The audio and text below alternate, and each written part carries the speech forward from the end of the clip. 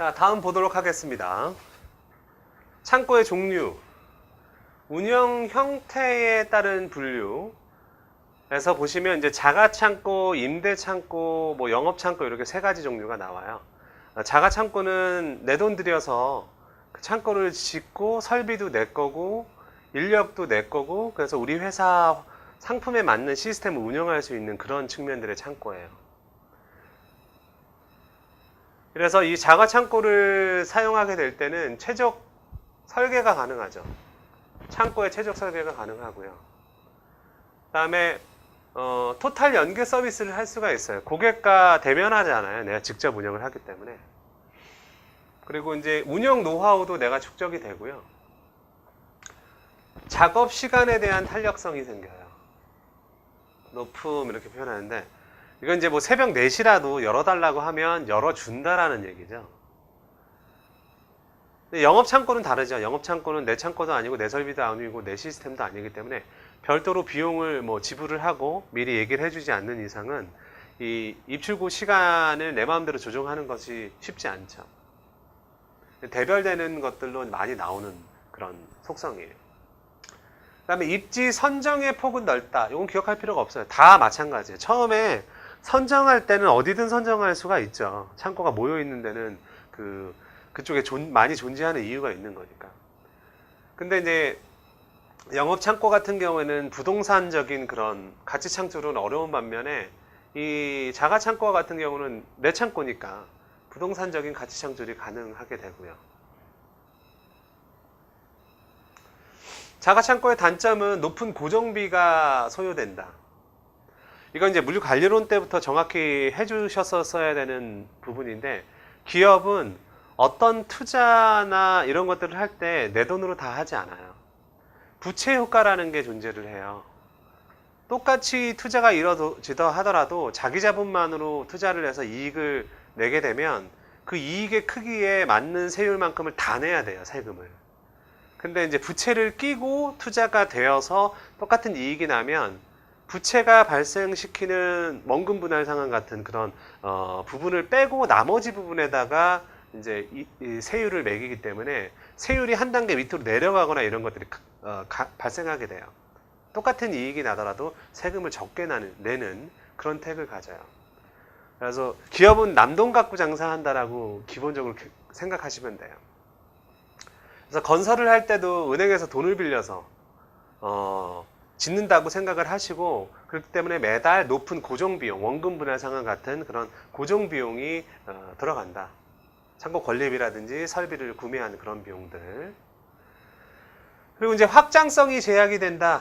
이 부분은 이제 개념을 명확하게 해둘 필요가 있는데요. 아까 전에 뭐 규모의 경제, 범위의 경제 이거 설명할 때도 마찬가지였지만, 창고 자체는 한계 생산 능력을 가지죠. 창고의 한계 저장 능력, 뭐 처리 능력 이런 것들을 가질 거예요.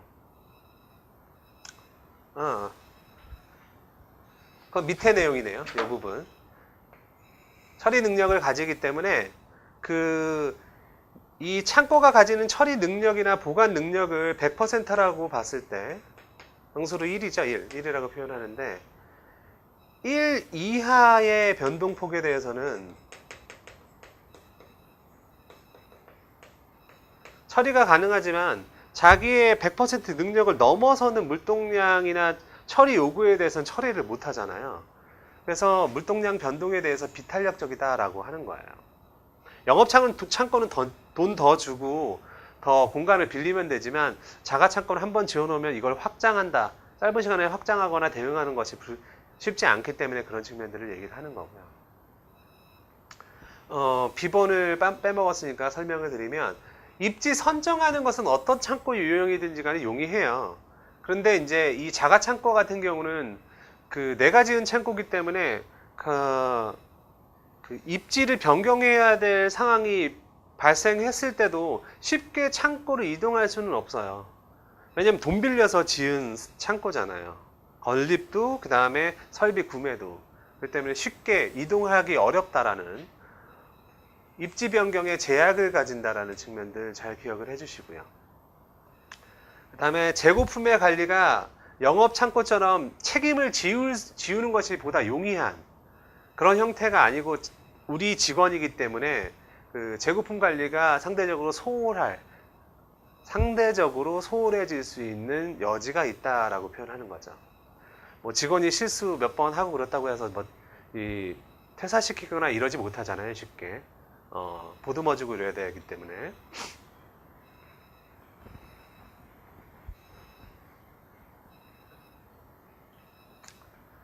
그 다음에 이제 영업 창고가 나오죠. 이거는 창고주의 표준화된 시스템 인력을 그대로 이용하는 측면들을 얘기를 해요. 그래서 그 장단점은 자가창고와 반대예요. 자가창고의 반대. 장점과 단점이. 이 영업창고에서 일반적인 특징은 이 영업창고에 들어올 때 그 창고에 화물을 맡기는 화주가 요구를 하게 되면 창고 증권을 발행하게끔 되어 있어요. 이 창고 증권은 기본이 아니라 옵션이에요. 요구해서 유가증권, 내가 맡긴 화물에 대한 유가증권을 만들어주는 거기 때문에 수수료가 발생한다라는 거 잘 기억을 하시고요. 그 다음에 이제 영업창고 요금의 기본 구성을 보시게 되면 창고의 보관에 대한 보관활동에 대한 보관료와 하역료로 나누어진다.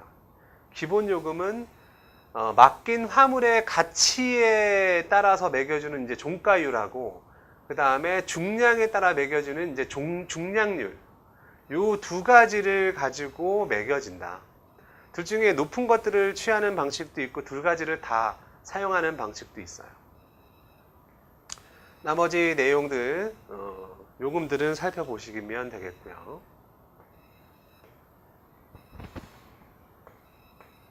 이렇게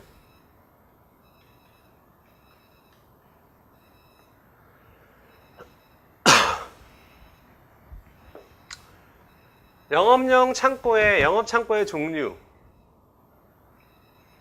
쭉 나오는데 여러분이 이제 해석하기 좀 어려울 것 같은 그런 내용들.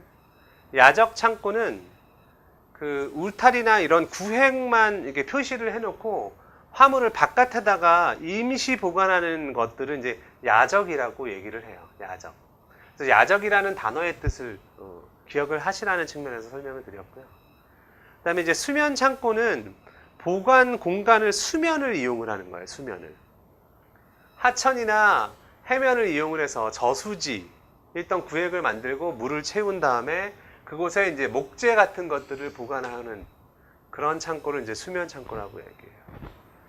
목재가 껍질이 있고 이제 송진같이 이런 것들이 다 묻어 있으면 물에 담가놨다고 해서 금방 썩거나 이러지 않는 나무들도 있어요. 이런 나무들이 대부분 굉장히 무거워요. 크고. 그래서 기계를 통해서 이동을 시키거나 정리를 한다 하더라도 이 동그랗기 때문에 관리도 잘 안 될 뿐더러 정리도 잘 안 될 뿐더러 이 그 하역 활동 이런 것들을 할 때 사고가 일어날 위험도 커요. 그래서 여러분들이 이제 뭐 물통 같은 데다가 나무 젓가락 같은 걸 이렇게 휙 던져보면 정리할 필요도 없이 알아서 자기가 일자 형태로 쫙 정리가 되잖아요. 그런 효과를 누리는 거예요. 안전하게 물이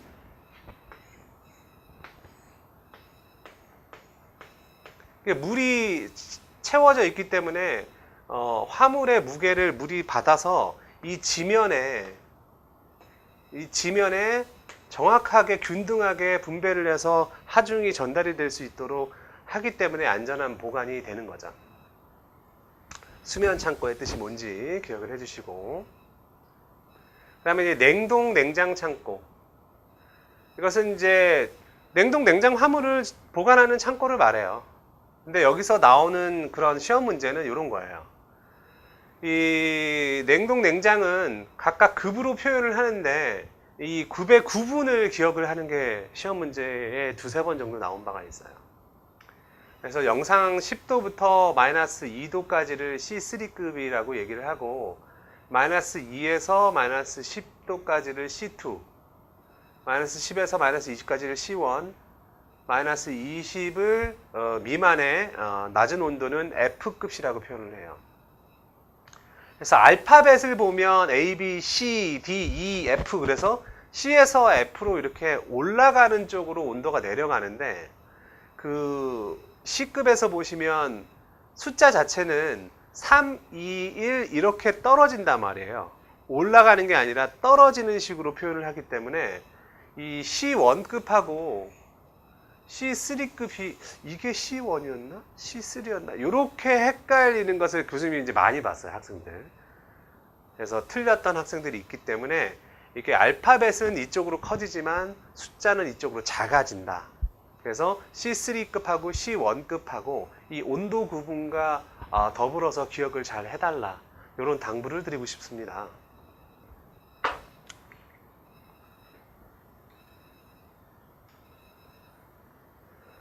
그 다음에 이제 임대창고. 임대창고는 중간적인 특징을 가져요.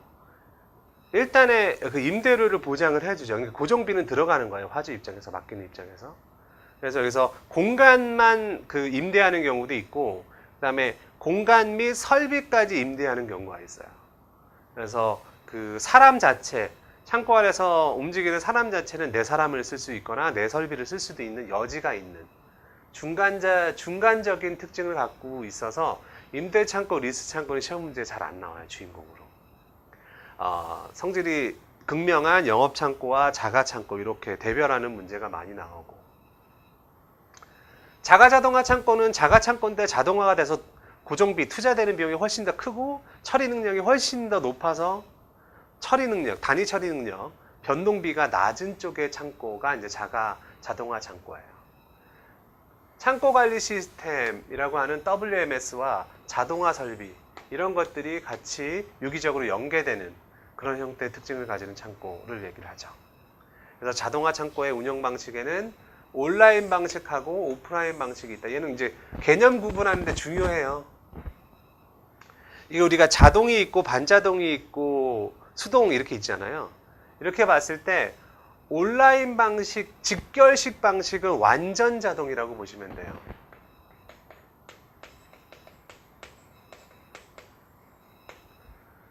즉 컴퓨터가 센서에 의해서 자기가 파악을 해서 자기가 활동을 제어하고 기기를 운영하고 이런 것까지 다 되는 게 이제 직결식 온라인 방식이고요. 비직결식은 오프라인 방식이라고 해서 센싱이 된 사실에 대해서 사람이 개입을 해서 어떤 다음 활동을 지정해 주거나 자동화 설비에 다음 활동을 지정해 주거나 이런 중간 처리가 있는 부분은 이제 반자동 활동을 하는 것을 이제 오프라인 방식이라고 얘기해요. 근데 얘가 주는 어감이 그 자동화 같은 느낌이 안 드는 거예요, 오프라인 방식이면. 그래서 이게 자동화 방식이 아니라고 판단하거나 그렇게 기억하는 학생들이 있어요. 오프라인 방식도 자동화다. 근데 반자동이다. 그렇게 이제 구분해서 기억을 해주시길 당부드리고요.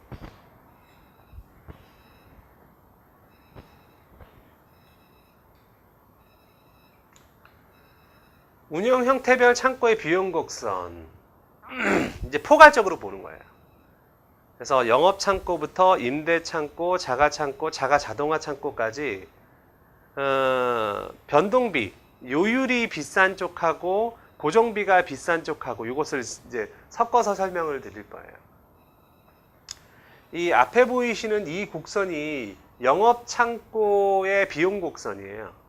영업 창고는 그 고정비 자체가 없어요. 없어서 없다고 보는 거예요. 없다고 보고 쓰는 만큼 창고료를 지불을 하기 때문에 단위 면적당, 수량당, 중량당 요율이 높아요. 그래서 기울기가 다른 창고의 비용 곡선보다는 높은 거죠. 리스 창고는 일단의 고정비를 가져요. 임대료를 가지기 때문에 요율은 상대적으로 싼 것이고요. 자가 창고는 마찬가지로 창고 건립을 할 때 돈 빌려서 했기 때문에 고정 비용이 많이 나가죠. 내 인력을 쓰고 그렇기 때문에. 그래서 높은 고정비를 시작하지만 변동 비용은 굉장히 낮아요. 운영 비용은 낮다라는 것을 의미해요. 자가 자동화 창고는 더 높고요. 그래서 다음과 같은 그림이 그려지게 되고 이 그림이 서로 이제 선들이 만나는 지점들을 기점들로 해서 향후 물동량이 뭐 A, B, C 이렇게 됐을 때 향후 물동량이 A 미만이라고 판단이 됐을 때는 영업 창고가 요율은 비싸지만, 그러니까 총 비용이 이렇게 되는 거죠. 토탈 코스트가 있으면 픽스드 코스트랑 베리어블 코스트, 고정 비용하고 변동 비용으로 이렇게 이루어져 있다면 얘는 뭐 이런 식이죠. 뭐 2천만 원이 기본적으로 드는데 무조건 들어가는데 수량당 비용은 10만 원이다. 뭐 수량에 따라서 X 수량에 따라서 뭐 이런 식으로 표현이 되는 거예요. 이렇게 봤을 때 영업 창고는 안 쓰면 빵이잖아요. 그러니까 얘는 이게 없는 거예요. 영업 창고는 고정 비용이 없고 요쪽만 있는 거죠. 수량이 변동하는 것에 따른 비용만 총 비용에 계상되는 그런 형태. 그러냐 이제 임대 리스 창고나 자가 창고나 이런 아이들은 일단의 고정비를 갖고 시작하죠. 그래서 이런 식으로 표현이 되는 거예요. 그래서 이러한 그 함수식들을 연립방정식을 풀면 이 지점이 나오잖아요.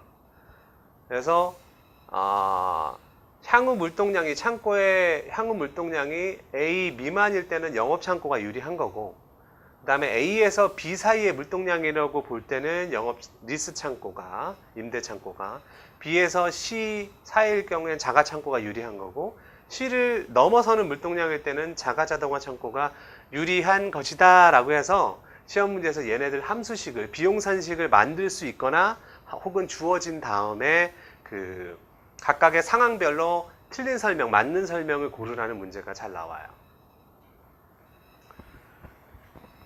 그래서 어떤 창고가 가장 유리한 형태냐라는 질문에 그건 수량에 따라서 다릅니다. 수요량에 따라서 다릅니다. 수요량의 변동폭과 향후 물동량 이런 것들을 다 고려한 수요에 대한 변동에 따라서 유리한 창고는 다를 수 있다. 그래서 가장 낮은 비용을 만들어내는 그 구간 이런 것들을 구분할 수 있으셔야 돼요.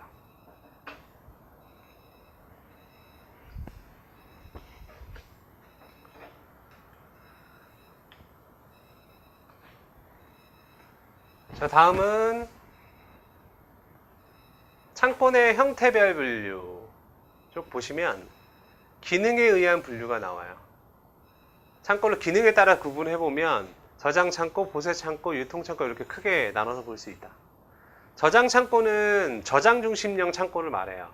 저장이라는 단어가 이제 보관하고 많이 대별이 돼요. 보관하고 저장. 얘는 이제 장기적인 보관을 말하는 거고, 얘는 단기적인 보관을 의미해요. 이 용어의 약간의 미묘한 차이를 잘 기억을 하셔야 돼요. 그래서 저장 창고는 과거의 컨셉을 가진 창고라고 보시면 돼요. 오래 많이 쌓아놓는 창고, 주로. 지금은 저장 창고가 없는 건 아니에요.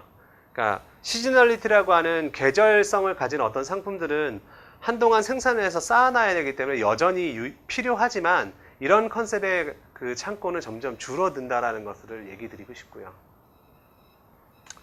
두 번째, 이제 보세 창고는 세금이 보류된 화물을 저장하는 창고예요. 그러니까 관세가 아직 처리가 안 된, 통관이 안 된 화물을 보관하는, 수출입할 때에. 그래서 여기에 저장되는 화물을 보세 화물이라고 하고, 이 화물을 저장하는 것을 보세 창고, 그 다음에 이런 화물, 보세 화물을 움직이는 운송을 보세 운송이라고 불러요. 아직 처리돼서 내국 물품이라고 인정되지 않은 그런 상태인 거죠. 그 다음에 이제 유통 창고. 얘가 이제 현대적 의미를 가장 많이 담고 있는, 니즈를 가장 많이 담고 있는 창고가 이제 유통 창고가 되겠습니다. 얘의 핵심은 흐름 중심이라는 얘기예요. 흐름 중심. 판매 지향형 창고. 이것은 고객의 수요에 따라서 그 공급지로부터 수요지까지 원활하게 공급하는 중간 기착점 역할을 해준다는 거예요. 오래 저장이 됐다가 쌓아놨다가 보내는 그런 측면들이 아니라 수요가 있을 때 제품이 제때 공급되고 분류돼서 바로 나가게끔 하는 그런 흐름을 가장 최우선시하는 그런 창고의 컨셉을 가진 게 이제 유통 창고예요. 게다가 이제 유통 보관 활동이라고 하는 이 부가가치, 단순 보관 활동을 통한 가치 창출이 아니라 부가가치, 부가 활동들,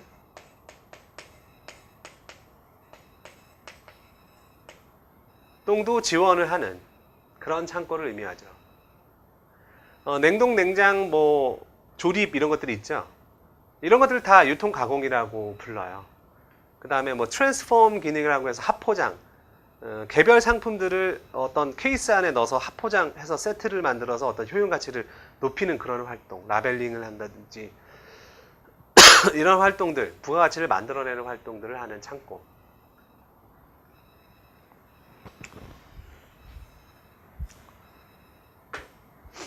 유통창고의 기능, 어셈블링, 조립한다라고 얘기를 하는 게, 이게 조립의 의미일 수도 있고요. 주문 들어온 것에 대해서 주문을 조립한다라는 의미도 있어요. 그럼 A 약국에서 뭐 몇 값을, 뭐 몇 값을, 뭐 몇 값을 하면 그거에 맞춰서 오더를 충족시켜내는, 오더 필링 뭐 이렇게 표현을 하기도 하죠.